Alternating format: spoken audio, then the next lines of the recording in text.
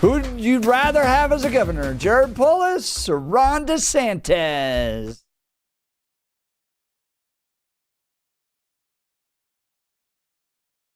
I just like the fact we got a governor fight. I love that idea.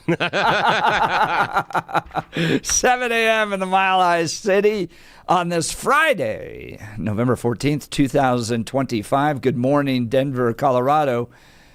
You've tuned into the Jeff and Bill Show. News Talk 710 KNUS. I'm your co-host, Jeff Hunt, along with Bill Thorpe, bringing you the freshest insights, hottest takes from the right, left, and center. It is a Twitter feud between the two divas of the governor world. Here's the thing is, everybody that's been out there and gotten to some sort of social media fight, some sort of Twitter fight with someone else, and you're like, and your friends have turned to you and said, you're just being petty. That doesn't matter. Why are you doing that? Just say, hey, I'm acting very much like a governor. You are being very gubernatorial. Understand? Yeah. So just say that now. Ron DeSantis, Jared Polis, thrown down on Twitter the other day. We'll cover this. But my question is, who would you rather have as governor? I think the voters of Colorado would say, Jared Polis, because things are going so great. That's what I can't figure out. Middle class, leaving. Crime, problem. Cost of living, problem. And who knows? Who would you rather have? Jared Polis, Ron DeSantis. Give us a call, 303-696-1971. Text us on the Dan Caplis Law text line at 720-819-5115. Now it's time for news and comment. Blake Olson. Blake Olson, news and comment.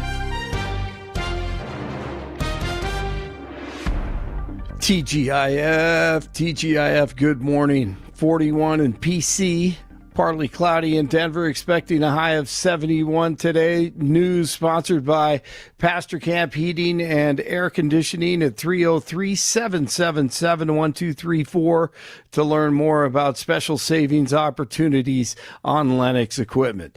Our top story: about 600 flights have been canceled today across the country, even though the government is open again, but the FAA is trying to halt further flight reductions.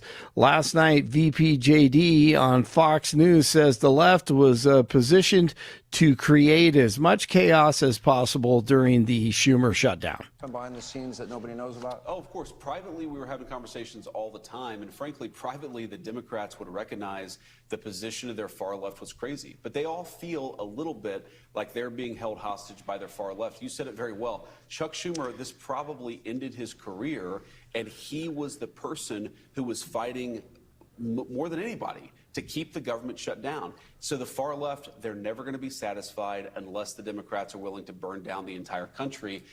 Yeah, we got that right. 56-year-old Matthew Pellettieri has been arrested and facing multiple counts of attempted first-degree murder for an alleged road rage shooting in Jefferson County. A black SUV crashed Tuesday on 285 near Settlers Drive. Deputies found that there was a woman and she had been shot in the head before the crash. The woman was taken to the hospital and is still in critical condition. Oil drilling is being restored to millions of acres on Alaska's North Slope. DJT issued a press release saying it was rescinding a decision by former President Biden to restrict development on 13 million acres in Alaska's National Petroleum Reserve. Secretary of Homeland Security Kristi Noem praising TSA agents for their work during the government shutdown. Noem said TSA agents at America's airports stepped up and showed outstanding service and patriotism. She also announced $10,000 checks for agents who worked during the shutdown. The BBC says it will apologize to DJT for editing in a documentary about him, but it will not pay compensation. Trump's lawyer threatened to file a $1 billion lawsuit against the BBC for a Trump documentary that aired last year that had misleading editing. The lawyer demanded an apology, a retraction, and damages that compensate DJT. AOC says that MAGA supporters are coming up to her and saying they support her and her ideology. Here's Gutfeld. She says, I can't tell you how many times Trump supporters have come up to me and said, yes on Democrat socialism, and I can learn from you. Well, I can tell you how many. 0. Didn't happen. She made it up. Because one thing you know about Trump supporters, they're pretty solid on their beliefs about socialism. They make it pretty clear. That's like a dog saying, I can't believe how many times a fire hydrant has come up to me and said, hey, I really like getting peed on. I agree with that. Jesse Jackson remains hospitalized in Chicago and in stable condition, diagnosed Wednesday with a rare brain condition after he was admitted that day. Verizon is cutting about 15,000 jobs. The Wall Street Journal said Thursday the cuts are the largest ever for the telecommunications company and are set to take place next week. Avs and Sabres last night tied at 3 in the second. Straight ahead for Brindley. Gavin Brindley with a wrist shot. He scores! Gavin Brindley rips it inside the far post to give the Avs a 4-3 lead. And they go on to win it 6-3. The final, they are 12-1 and 5. Bad Bunny won 5 Latin Grammys last night. That's Latin Grammys. He's this year's Super Bowl entertainment. I won't be watching that. 40 in North Glen, 39 in Castle Pines, 41 in Denver. Jeff and Billy continue. You are waking up with Jeff and Bill. I love it. Blake Olson News Talk, 710 KNUS. Waking up with Jeff and Bill. My kids walk around the house saying that too. The unseasonably warm November weather rolls along right on into the weekend before we see some changes heading into next week. In the meantime, enjoy unseasonably warm November weather for a little longer. Low to mid-70s today, near 70 tomorrow. Increasing clouds, 60 Sunday. Overnight Sunday into Monday morning, a chance of showers and a cooling trend. We're going to see more in the way of unsettled, cooler weather next week with a couple of Pacific fronts arriving mid to late in the week. Meteorologist Don Day in the 710 KNUS Weather Center. Well, the Twitter feud between Ron DeSantis and Jarhead Polis started over a tweet about weed. Okay. What a time to be alive. Okay, just Jeff and Bill listeners, just understand that we are in the year 2025 in November, and we are talking about 2 state governors getting into a social media fight over marijuana. Oh, good God. Teenage Jeff and Bill would never believe this. And I'm sure teenage you would not believe it either. Oh, my God. What a crazy. What a time. Bright indicator we've devolved as a society. Yes. When your teachers were telling you about embrace the future and all the wonderful things that were ahead, this was not on the menu. Here was the original tweet that Ron DeSantis responded to. Corporate weed is going to be on the ballot again. It's bogus. They're making it, quote, better, unquote, while still baking in the corporate benefit through licensure. DeSantis responded, the ballot language would still have to pass Supreme Court review. The way it's written is vulnerable to challenge on multiple fronts. Plus, there's an ongoing investigation into petition fraud. They may not have enough verified petitions. If you remember, Ron DeSantis is not a fan of commercialized marijuana. And he's right. He's actually exactly right. It's a terrible thing going on. Well, somebody responded to Ron DeSantis saying, the funny thing is, it would probably eliminate property taxes if we just taxed weed. Meaning everyday sales taxes would not need to be increased or increased a lot less. Oh, wouldn't it be nice to help take these people back to 2012 in Colorado when that was the argument around here? If we just legalize the pot, then everything will turn out great. We'll pave our roads with gold, and kids will have their own teachers, and everything will be great, and all the money's going to go to schools and all that stuff. Well, didn't happen, but that's what they're dealing with in Florida. Ron DeSantis responded, said, well, that's not been the experience in Colorado. The tax revenue from marijuana sales has fallen dramatically in recent years. He's exactly right about that. largely because imposing taxes makes the black market marijuana more economical. He's exactly right about that. Hence, why states like Colorado have seen an increase in the black market. He's exactly right about that, not an elimination of it. So Ron DeSantis being forthcoming and exactly right when it comes to his analysis of what commercialized marijuana brings to the community. And here comes Frumpy Jared into the conversation. I got Bill laughing. That's really good. That is good. Jared Polis says Colorado's collected over $3 billion in marijuana taxes to pave our roads, to build schools, rec centers, and so much more, all while successfully cracking down on the underground market. Oh, and we didn't use $50 million in taxpayer dollars to block access to freedom. But you do you, says Jared Polis to Ron DeSantis. So how are all those roads? Well, how about building all those schools, rec centers? Has anyone had a mill levy brought on to their communities recently in order to fund more schools?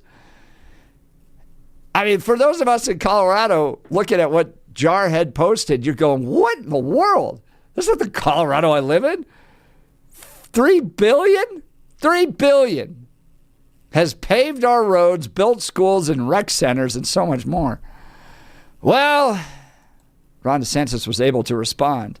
$3 billion over more than a decade is chump change, Governor. I've cut more than $7 billion in taxes in half that time. But even then, seems like Colorado's roads leave a lot to be desired, and posts a headline, Colorado backslides to 43rd in national road condition rankings. Oh! Chef's kiss, Governor. Chef's kiss. Well done, Ron DeSantis. And I think after that, I'm not sure Jared responded. Nope, he hasn't. Yeah. Wow. So who would you rather have as governor? Bill, Ron DeSantis, Jared Polis? Well, there's really only one way to settle this, and that's with a dance fight. And they both have to be wearing those white rain boots. Just in general. That's what we needed. That's what we really need in this. White rain boots? Yeah, don't you remember when DeSantis showed up and wearing those white boots during the flood? That's what they need, those big white go-go boots. That's what they need. Oh, I don't remember that. Yeah. That's one of the best pictures ever. DeSantis in the white boots. That's fantastic. So that's what they need, is they both need, that's mandatory as far as the costume. And we do this on like Dancing with the Stars. They do some sort of, it's like, you know, the midpoint in the Dancing with the Stars. They come out and they do some sort of dance-off like in Zoolander. That's what they need. But I might pin you down on this, Mr. Thorpe. Who, if you had to vote for, who would you rather have for governor? Yeah, I'd take Polis. I'd take Polis. What? I don't like DeSantis. Yeah, there's no, Polis? I just don't. Yeah, because I'm not a huge fan of Polis, but I'm really, really not a fan of DeSantis for a variety of other reasons, and just some other stuff that he does inside of the state. I think that Polis has made a calculated error by going after the idea of roads and schools and rec centers, etc., especially leading with the roads, knowing the condition of the roads.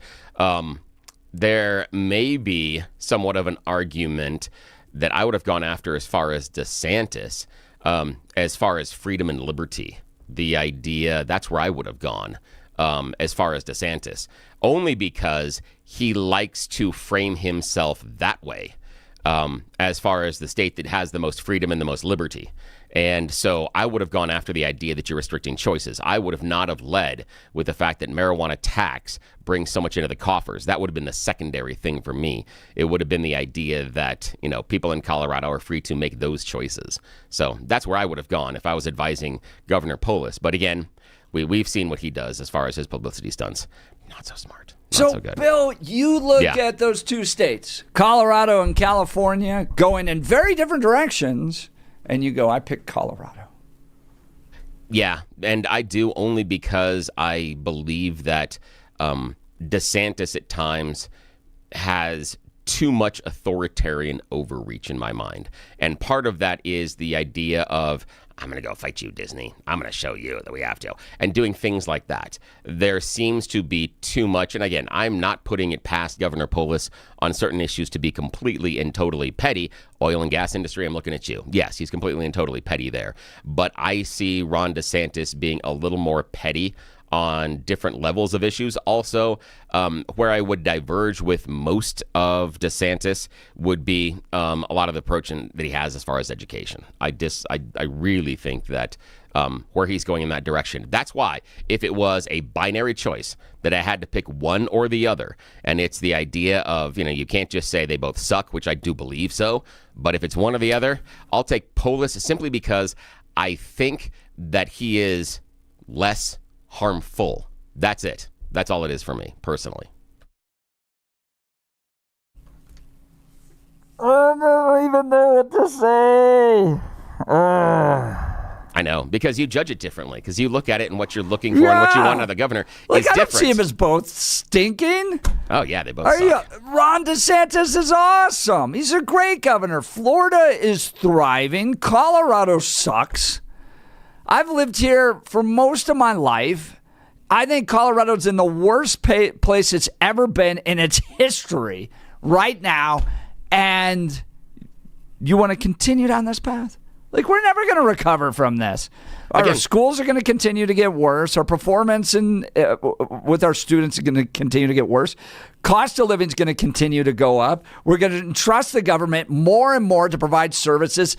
Everything's going to get more expensive. The services are going to suck. And then we're going to sit around here and just like it? I get it. Do you like the direction of Colorado? You look at Colorado and you're like, I like this direction. Well, here's the thing, is that there are two things inside of your statements there. One, it was a binary choice between DeSantis or Polis, and I'm going to pick Polis. I didn't say I'm happy, necessarily going to be enthusiastic with the direction either one are going to take the state. So the fact that I picked Polis doesn't mean, in my mind, I'm endorsing what he's doing here, and I think that he's doing a fantastic job. I'm just saying that if I have to choose both or between two of them, I'm going to choose the one that I think is going to be the least harmful. It's like if I had to choose two different ways of crossing a river that is filled with crocodiles, I would look at that and think, where am I least likely to get bitten?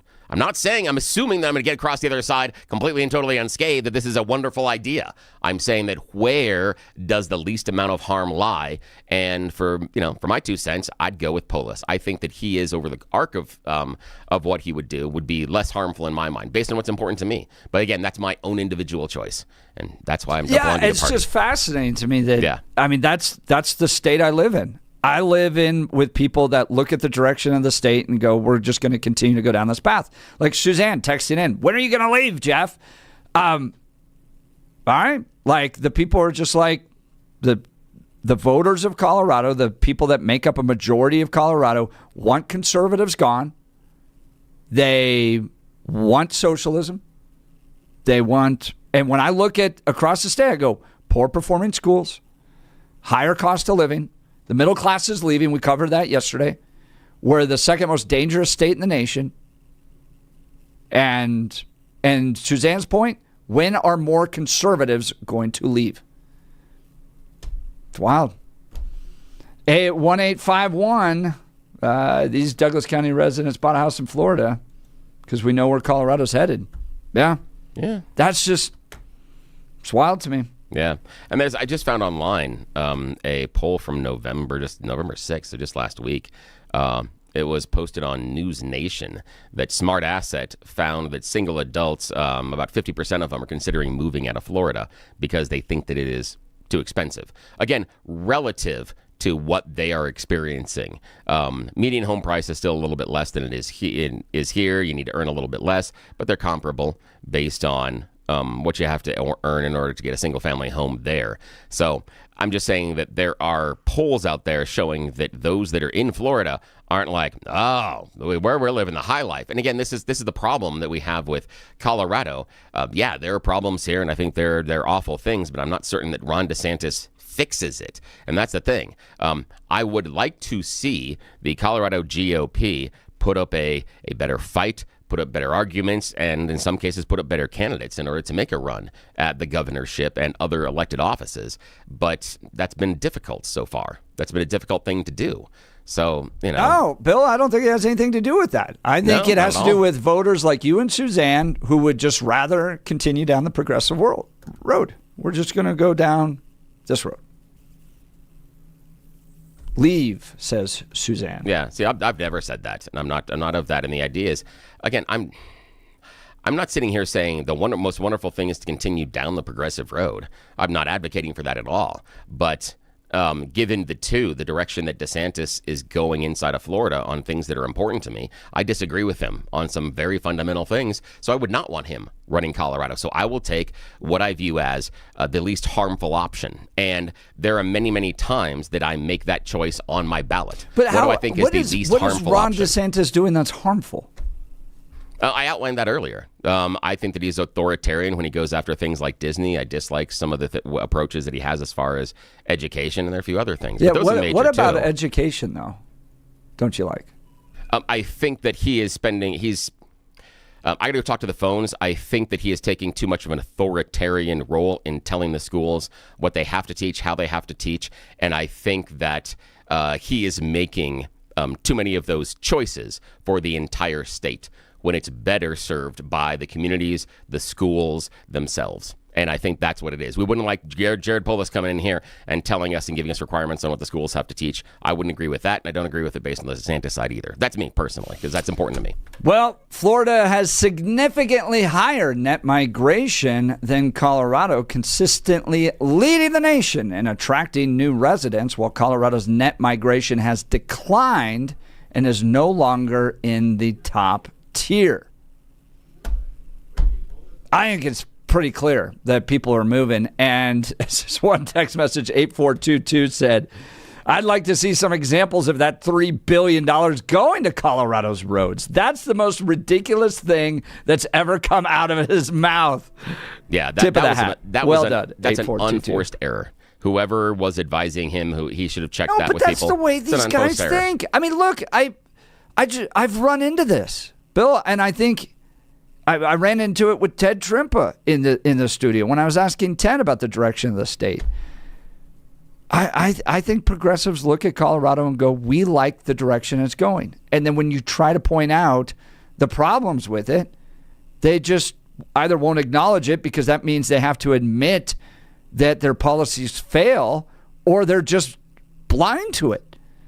People are moving to Florida. People are leaving Colorado. And in Suzanne's case, she wants more conservatives gone.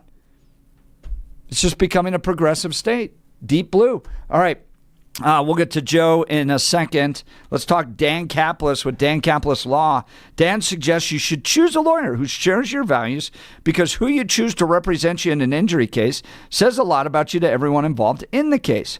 Dan Caplis, the son of a police officer and a former seminarian who's dedicated the last 40 years of his life to helping people who've been hurt in serious motor vehicle crashes. Dan is believed to be the only lawyer in Colorado history to win 5 straight multi-million-dollar verdicts in Colorado crash cases. Dan is also believed to have won the largest truck crash verdict in Colorado state history. Dan Caplis Law, the official law firm partner of the Denver Nuggets and the Colorado Avalanche. Dan Caplis Law is a serious firm for serious cases. Dan accepts righteous injury cases on a percentage fee basis so that he can represent good people from all walks of life without regard to ability to pay. So if you need Dan's help, give him a call, 303-770-5551, 303-770-5551, or hit dancaplisLaw.com. That's Dan, CAPLISLaw.com. We'll continue with your phone calls and texts. You're listening to The Jeff and Bill Show. This is Denver's Talk Leader News Talk 710 KNUS.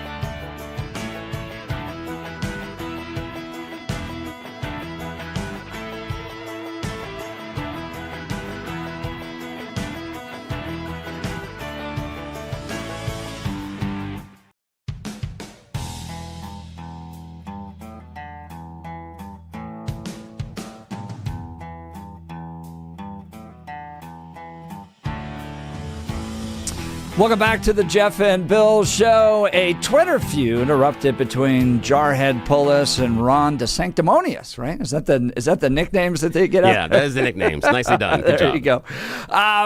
Jared and Ron fighting over tax dollars that come from pot.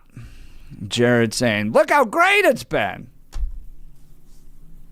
I can't, deal with the stupidity. Jared going, $3 billion has come in from tax revenues. Look how wonderful our roads are. We've built schools, rec centers, and so much more, all while successfully cracking down on the underground market. No, the black market's bigger than it's ever been before because they now just freely operate with pot because no one's going to stop them. So they just grow it there. And I don't know. Do you really need an explanation on how terrible the roads are in this state? Yeah, I mean, I would not have led with that. That section between Wadsworth and Bowles on C470 is like driving off-road at this point. It's so bad. And then schools. Everybody's schools. No one's communities are begging for more money, are they? To fund schools. Pot's been a disaster, and the Democrat takeover of the state has been a disaster. All right, let's go to the phone lines. Joe Littleton. Good morning, Joe. You're on with Jeff and Bill. Morning. Hey, good morning. That Mary that called, she's got a lot of spunk. But anyway. Yeah, she's great. This is interesting. How long have you been here, Jeff? I was born here, and then I left in 2000. I spent 6 years in L.A. and 6 years in D.C., and then came back. So if you just basically calculate it, what would you say? You're how old? 44. I think I have to do the math now. And so all but 12 years of my life. Okay. Yeah, and I'm fifth generation here. And first of all, Susan, my tribute to her is that record that says, Hit the Road, Jack. Because I'm not going anywhere. I'm fifth generation. And I'm going to fight for Colorado. That's great. I look at it, and I think this Polis is delusional, but who would I rather have? Of course, DeSantis. But here's an example of the road situation. I drive down, I'm in Littleton, and I drive down Mineral. There are these curbs going in, curbs everywhere, here, there, and everywhere. And I'm thinking, my God, look at the road. I don't know how much money it must take, how many men to fix a curb. And the roads are a mess. Then you go down Bowles, like you were saying. Bowles, you feel like you're like they just had a war zone there. Yeah. And he's saying that the roads are fine, that they've had all this money. You have to be delusional to think that. Joe, that's kind of like what I have with progressive voters in this state. Is Yeah. I'm wondering what it is at this point they believe is good about nearly a decade of Democrat leadership. We have a lady here in our neighborhood, and we had probably 5 neighbors. She invited a fella to come over and check the road. It's a side road, but it's really bad here where I live. And he said, yeah, we're going to take care of that. And we're going to put a type of a barrier up there so we don't get flooded because we have a slope. Well, this is the third time she's called him out in 2 years, and nothing's happened. Wow. How about the fact that Jared Polis talks about he doesn't want to block access to freedom in this state? I think Second Amendment supporters may have a bone to pick on that phrase. Yeah. It's just beyond me, these voters. I think I called before and said that we had signs that were conservative or liberal, and then when a conservative came around and told them we don't want these high rises, they put the signs back up to be conservative. Well, they didn't vote conservative, though. They didn't vote for this mayor in Littleton who is conservative. So that's why I said I cannot comprehend the thinking. And it doesn't. Yeah, that makes you a rational person. And Joe, as Dennis Prager would often say, That's the reason why you're a Republican. All right, Joe, thank you so much. Yeah, thanks, Joe. Appreciate the phone call. Joe's line will be open 303-696-1971 or text us on the Dan Capitalist Law text line 720-819-5115. Here's a text message from 1514. Polis's part, I don't know that it's wise to boast about tax revenue when you just had to have an emergency meeting because of the budget shortfalls. Yeah, again, bad. He led with the wrong thing. Yeah, he completely and totally led with the wrong thing, and he could have gone after DeSantis for a number of other things. But, well, leave it up to Jared. Pot has brought organized crime to the prairies. Jacqueline, you're exactly right. Colorado roads need a disclaimer. 5486. Yeah, but don't use if you experience loose or oily stools.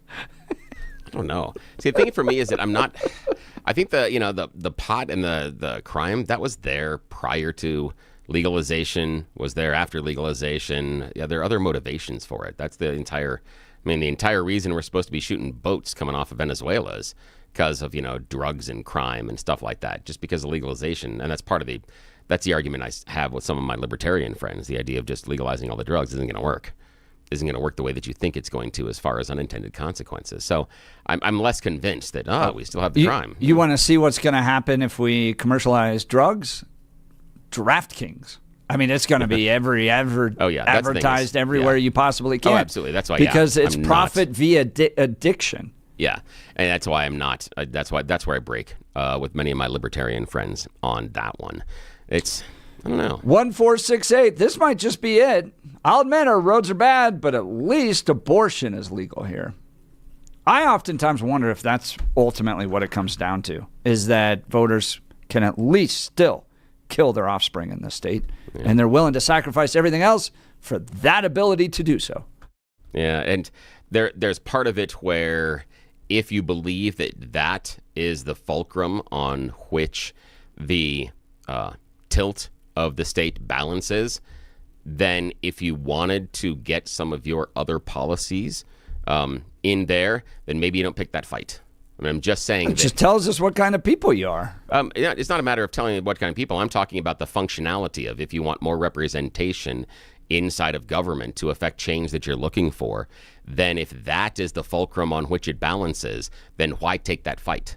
I mean, it's a Sun Tzu thing. Why are you going to attack? I see it totally differently. I think it just reveals the type of voters that we live around, our neighbors. We're willing to put up with bad roads. We're willing to put up with crime so long as I have the right to murder my own offspring. Yeah. And again, you could almost turn that around 180 degrees and say the people that want the change in this state, that are complaining about all the things that go wrong, this one issue is so important to them, they will sacrifice all others and let them continue to languish because that one is so important. We're people of values. It just means that one is and principles. We believe human life should be respected. No, it just means that is the number one thing, and everything else, let it go. And there are Democrats on the other side too, because that was your argument, that it is so important to the Democrats, they're okay to let everything else be crap. And I'm saying, but the same would be true for Republicans. Yeah, because we don't give up our principles. That is so important. And our principle is that human life should be respected. Okay, but it's so important that you will let the rest of the state languish. It's the same critique you have of the Democrats. This thing is so important to you that you will let the rest of the state languish. It's not a thing, it's a principle. And it's why Republicans fought against slavery. It's why we fight for the sanctity of life. We are people of biblical principles. Well, I'm sure we can get our neighbors. Oh, we can get. I'm sure Democrats have a whole bunch of ideas as far as them living to the principles as well, and they might disagree on the principles on which they're living with. But that's my point. Is if that is the balance point inside of this state, as you have said, and you're saying that the Democrats are going to let everything fall apart because of it, it's being so important. The same critique is also true for Republicans, because that is so important. You will let everything else fall apart because of it. So there we go. Yeah, and again, that's where I stand in the middle and go, both y'all suck. That you're going to stand there and say, I'm going to let everything else burn down. We suck because we have I'm going to let everything else burn down. We believe that life is sacred. I'm going to let everything else burn down because this is going to be the most important thing to me. Yeah, I do. I think there's compromise that should be available. And especially in this kind of a state, when you're living with people of multiple different convictions on faith and multiple different religions. Should you compromise on slavery? What do you mean? You just said we're people that lack compromise. And I asked, should there be compromise on slavery? I don't believe that slavery and abortion are necessarily analogous. I know abortion's way worse. I just don't think they're analogous as far as what we're doing. As far as I think it's different, and so I wouldn't necessarily put them as the same as far as being the exact same thing. So I don't necessarily think that's a fair comparison per se. But because there are a variety of reasons for that. I just think that it's not necessarily a fair comparison. Is there anything that you won't compromise on with regards to public policy? I don't know. I'd have to think for a while. I'd have to think about what and where. I don't know. Depends. It would depend. Yeah, there are a lot of things that I will compromise to try to find an equilibrium that makes sense for everyone involved based on different perceptions, values, and what's important to them. Yeah, I mean, again, I'm a father of 4. You know this as well. There's a lot of compromise that happens inside of a family of 6. One of those being, where do you guys want to eat today? That's going to be an example. So that's where I come from. And again, I was a person that also thrived inside of team sports, not individual sports. And team sports are based on compromise. So there's a lot of things throughout my entire life that is about compromise and teamwork. And that's part of it. And I think that's where, it's not always that everybody gets to exactly where they want to be, but can you as a group get to everywhere that you want to be? Yeah, you can. But again, it involves compromise on a variety of different levels. Yeah. 7760 pointing out that Polis signed on to the national popular vote, essentially throwing away the right of voting for half the state. Polis is the authoritarian. Interesting. All right, some merit there. Feel free to give us a call and join the conversation. Jared Polis, Ron DeSantis in a battle on Twitter over who's leading the state better. In my mind, it's very clear Ron DeSantis is doing a much better job with Florida, and it's clear to a lot of people who are fleeing to the state, the free state of Florida, whereas Jared Polis and the Democrats have ruined Colorado, made it one of the most dangerous states, an incredibly expensive state. Our schools are performing poorly, and all of that under total Democrat control. People are leaving, the middle class fleeing the state of Colorado. All right, let's talk Mountain High Appliance. Their clearance center in Denver. Their clearance center offers a huge selection of ranges, refrigerators, washers, dryers, and more. Save up to 60% on open box, scratch, and dent display models and overstocked appliances from Bosch, Thermador, KitchenAid, and many more. When you're looking for a great deal on appliances, think Mountain High Appliance Clearance Center for the best prices and selection. 601 East 64th Avenue in Denver. 601 East 64th Avenue in Denver. Check out the great opportunities coming in from Mountain High Appliance. We'll continue with your phone calls and texts. You're listening to The Jeff and Bill Show. This is Denver's Talk Leader News Talk 710 KNUS.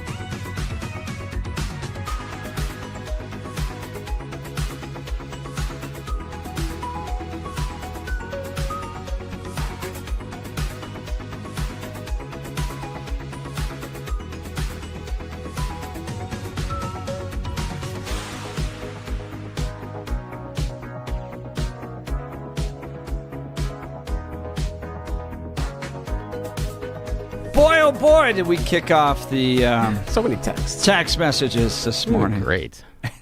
There's so many debates. Yeah. I don't know where to start because we're debating the sanctity of life and roads and drugs and everything and education. It's great. This is so many things. This is awesome. You guys rock. This is a lot of fun this morning. So we're talking Jared Polis, Ron DeSantis in a battle on X. I mean, it wasn't.